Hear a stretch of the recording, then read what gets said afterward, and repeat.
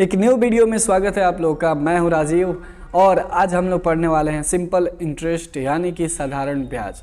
तो कैसे आप लोग, चलिए शुरू करते हैं। साधारण ब्याज की दैनिक जीवन में क्या उपयोग है इसको समझते हैं। आप लोग के गांव में या शहर में आप लोग ही बताओ, किसी महाजन से आप उधार लेते हो तो तो क्या वो फ्री में दे देगा? क्या 500 रुपये ले लो भाई, जाओ 4 साल बाद आना 500 दे देना? ऐसा नहीं होता है। वहाँ पे वो एक इंटरेस्ट वाला सवाल होता है, ब्याज।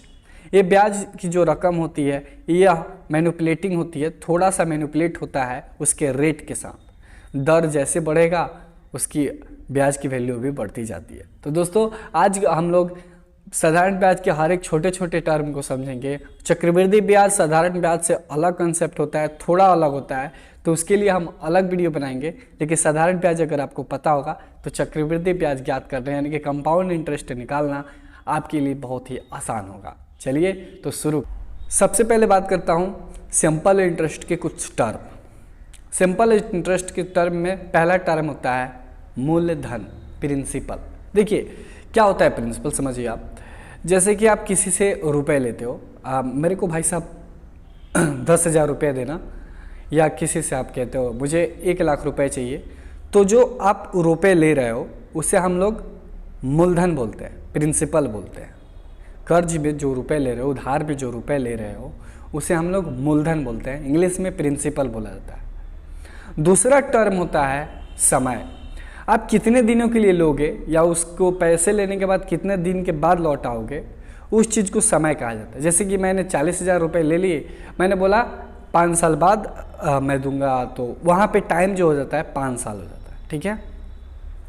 या कितने दिन के लिए आप उस राशि को रखते हो अपने पास, उस चीज़ को ही समय बोला जाता है। मैंने किसी से 20,000 रुपये लिए उधार और उसे अपने पास 4 साल रखे, तो मेरे लिए मूलधन क्या हुआ 20,000, लेकिन समय क्या हुआ 4 साल। अब आता है दर। दर क्या होता है? दर को समझिए आप। जैसे मैंने बोला 2% की दर से मैं तुम्हें 40,000 रुपये दे रहा हूँ 3 साल के लिए, तो इसका मतलब क्या हुआ? 2% क्या है यहाँ पे? दर है। यानी कि जो मैंने 40,000 रुपये दिया है वह सालाना कितने रुपए के दर से बढ़ोतरी करेगा, इंक्रीज होगा 2% की दर से। इसे ही तीनों टर्म को आप समझ चुके होंगे। अब आता है सिंपल इंटरेस्ट, ब्याज।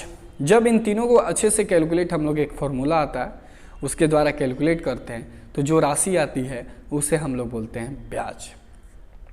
दोस्तों इस सब को जानने के बाद हमारा अगला टर्म होता है मिश्र धन। मिश्र धन क्या है? मिश्र धन को इंग्लिश में बोलते हैं हम लोग अमाउंट। अमाउंट क्या होता है?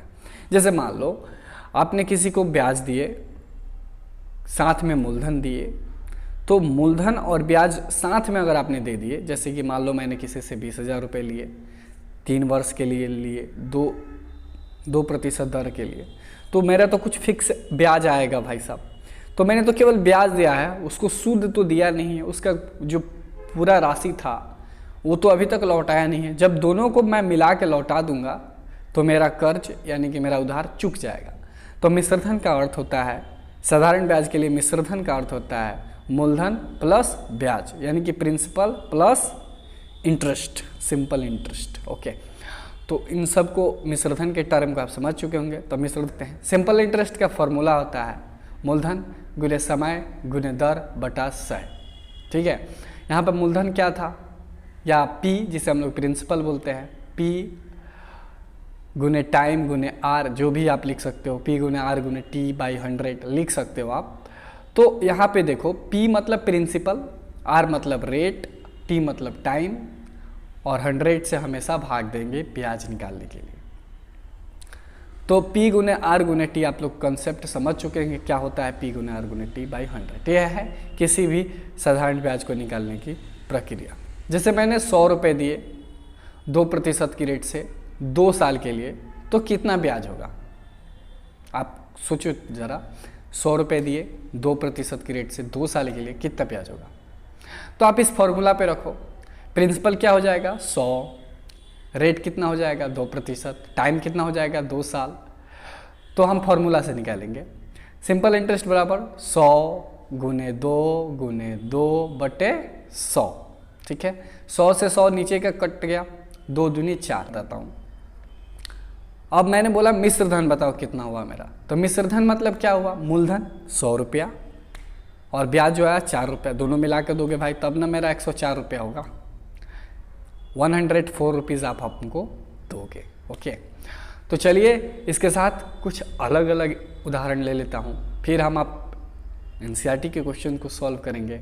बचा पार्टी टर्म आता है टाइम का।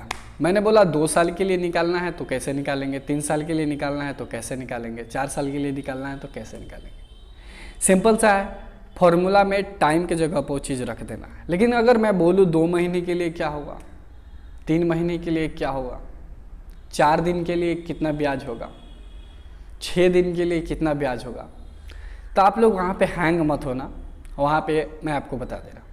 जिससे मैं महीना के टर्म में बात करता हूँ, मैंने बोला 6 महीने का कितना होगा, तो कुछ नहीं करना है, टाइम की जगह पर 6/12 हमेशा 12 से भाग दे देना है। ओके, आप समझ गए होंगे। जैसे मैंने बोला 100 रुपया, छोटा छोटा राशि दे रहा हूँ ताकि आपको समझ में आए। 100 रुपया दे रहा हूँ मैं आपको 2% रेट पर मात्र 6 महीना के लिए, तो आप बताओ ब्याज क्या होगा। सिंपल सा क्वेश्चन है। तो 100 रुपया तो पी हो गया, मूलधन कितना हुआ 100 रुपया, दर कितना हुआ 2%, समय कितना हुआ 6 महीना। तो उस 6 महीना को हम 6 महीना नहीं लिखेंगे, 6 महीने में 12 महीने, एक साल में कितना महीना होता है 12, तो 6/12 ही लिखेंगे। ठीक है, अब हम उसको फॉर्मूला पे रखेंगे। तो फॉर्मूला क्या होता है साधारण ब्याज का, मूलधन गुने समय गुने दर बटे 100। तो मूलधन तो हो जाएगा 100 रुपया, दर भी हो जाएगा 2% यानी कि 2, और समय में हम क्या लिख सकते हैं 6/12, जिसको हम 1/2 भी तो लिख सकते हैं ना, 6 दूनी 12। ठीक है, तो यहाँ पे देखो तब आ गया क्या 100 गुने 2 गुने 1/2 गुने 100 गुने 2 गुने 1/2 अब बट्टे में 100। तो यहाँ पे देखो ऊपर वाला 2 को नीचे ला ले रहा हूँ, तो नीचे लाया तो क्या हो जाएगा 100 गुने 2 गुने 1 बटे नीचे 100 गुने 2। ठीक से काटेंगे तो 100 से 100 तो फिनिश, 2 से 2 फिनिश। कहने का अर्थ है कितना रुपया होगा 6 महीना में 1 रुपया होगा भाई। ठीक है, यानी कि 1 रुपया ही देना होगा हमको 6 महीना में। 1 साल में कितना देना होगा 2 रुपया, 1.5 साल में कितना देना होगा 3 रुपया, 2 साल में 4 रुपया। कुछ देर पहले ही तो हम लोग निकाले थे ना। चलिए तो अब हम लोग बात करते हैं अगले टर्म।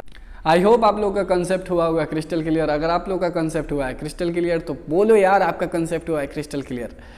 मैं इसकी पार्ट 2 भी बनाने की तैयारी कर रहा हूँ ताकि आपको एक अलग कंसेप्ट में बात कर सकूँ। चलिए अब मैं बात करता हूँ चक्रवृद्धि ब्याज के कंसेप्ट को, तो उसके लिए वीडियो मैं नेक्स्ट बनाने वाला हूँ। तो आप लोग ज़रूर सब्सक्राइब करो इस चैनल को ताकि आपकी नॉलेज में इम्प्रूवमेंट आती रहे।